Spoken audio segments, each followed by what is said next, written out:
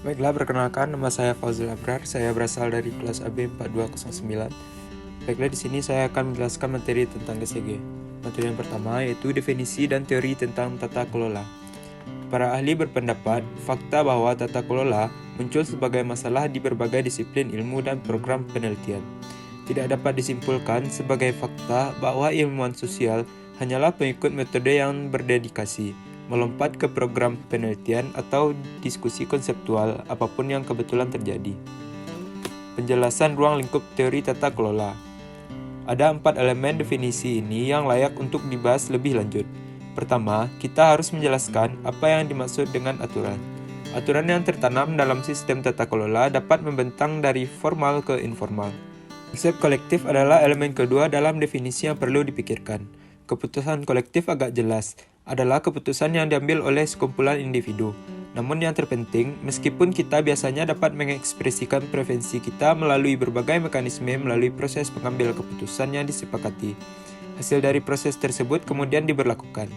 Ketiga, kita harus memikirkan apa yang kita maksud dengan pengambilan keputusan.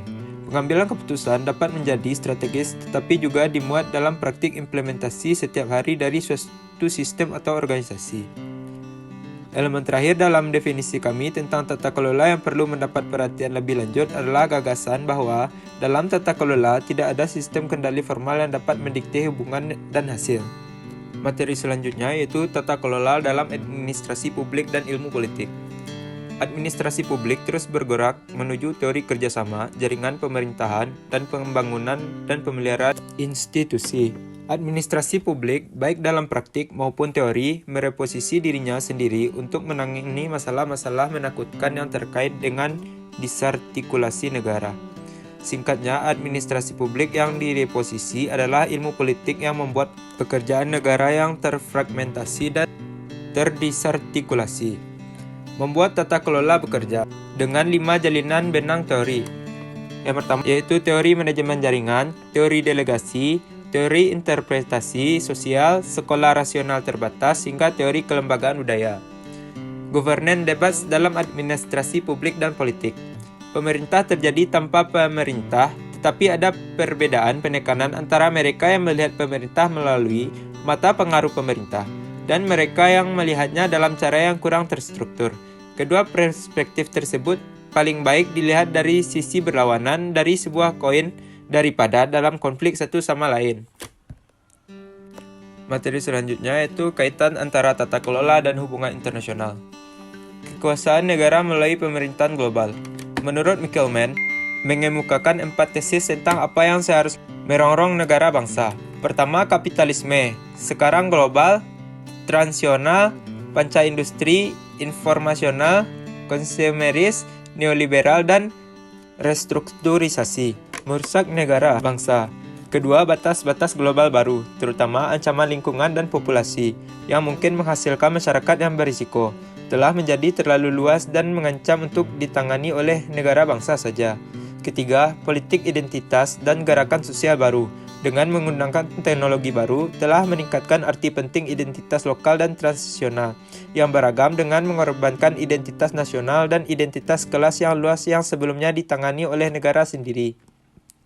Dan keempat, pasca nuklirisme yang mendorong kedaulatan negara dan geopolitik keras karena perang mobilisasi massa yang menopang banyak ekspansi negara modern sekarang tidak rasional. Perdebatan konseptual belum terselesaikan.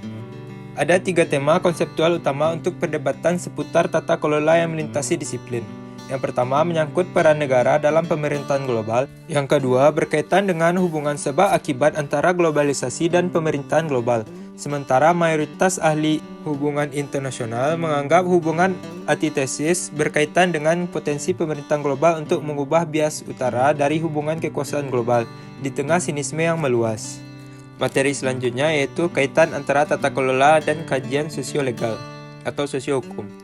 Tata kelola dalam studi hukum sosial.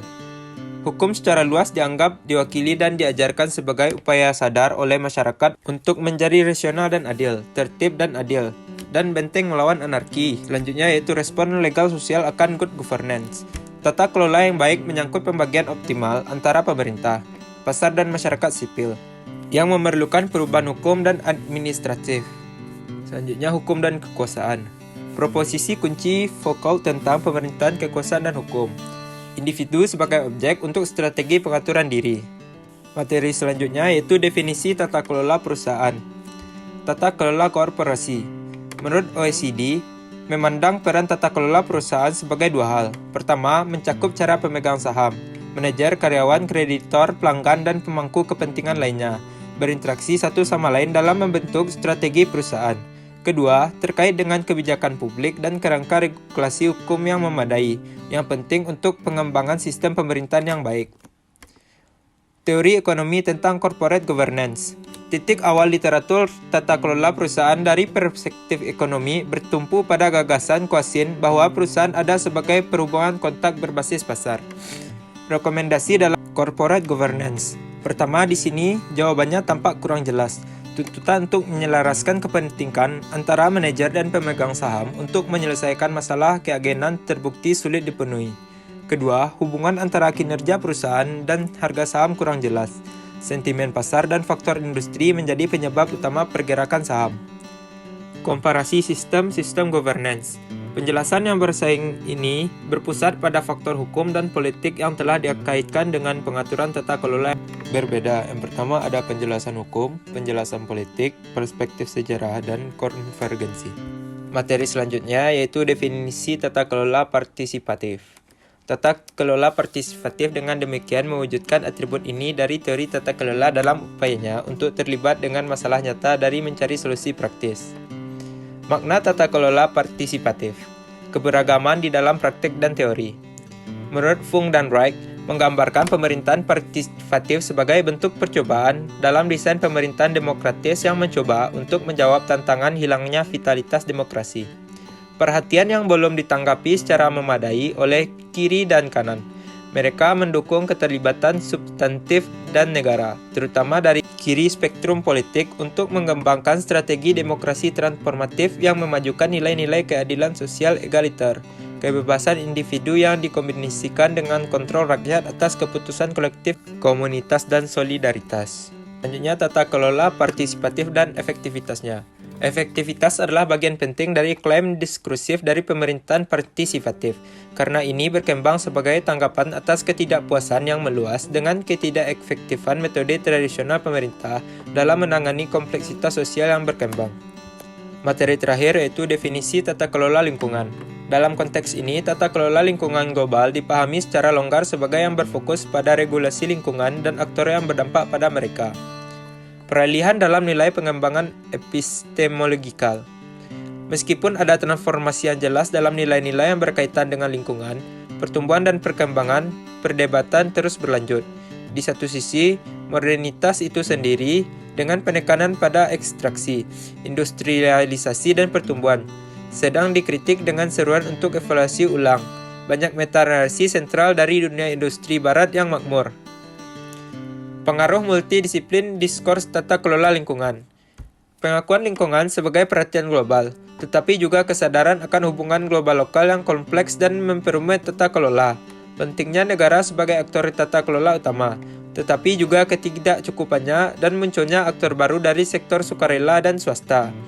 Berlakunya perdebatan tentang kesesuaian kelembagaan negara, pasar, dan masyarakat untuk mengatasi masalah tindakan kolektif yang tersandung dalam tata kelola lingkungan, dan paling tidak persaingan kepentingan yang sengit antara negara maju dan negara berkembang. Baiklah, sekian hasil penjelasan saya tentang materi GCG. Terima kasih teman-teman.